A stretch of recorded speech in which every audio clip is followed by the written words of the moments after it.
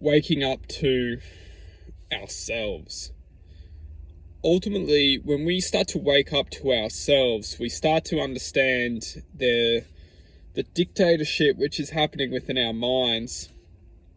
Every one of us are within this state of existence, because as a human being, we are all given choice, and within that choice, we are all given that literally speaking, this inner, you could refer to as an inner parliament. You know, you've got two sides screaming at each other saying, this is right, no, this is right, this is right.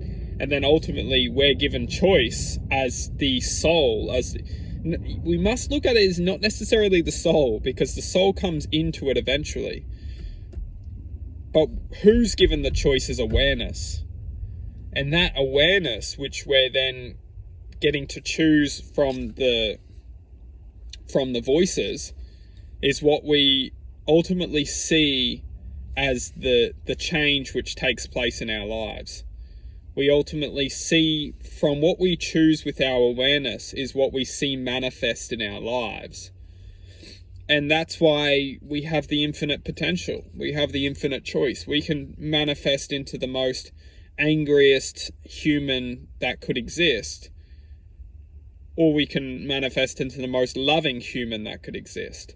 We're all given choice, and depending on which side or party we listen to in our lives, and basically, let's put it simple, we work on a state of love or anger. You know, there's not much in between. Like, that's ultimately what the parties represent. Okay, yeah, they could represent every single possibility within love, or they could represent every possibility within anger and frustration. Everything has the ability to manifest within either side or either party.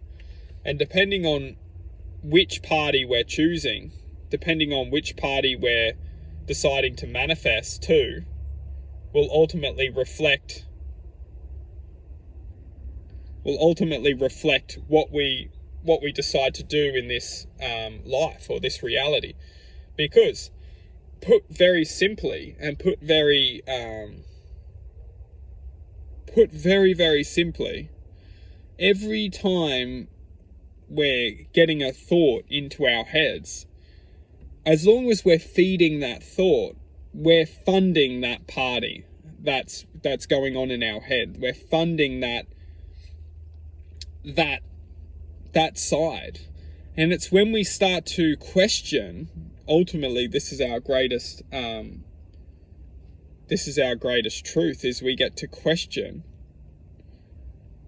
what is that thought going to grow within ourselves? What is that thought going to produce?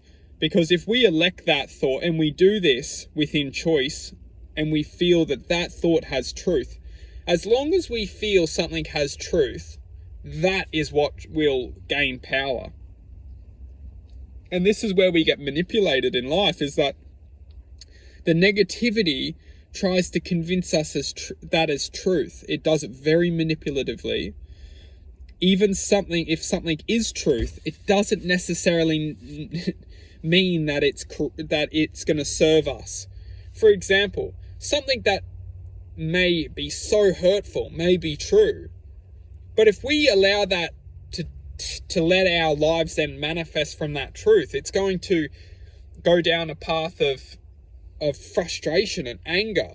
Because yeah, it's true, but that truth is very dense and very, very low vibrating, very sad, and as long as we just stay listening to that, we're going to get very upset and very sad and very frustrated.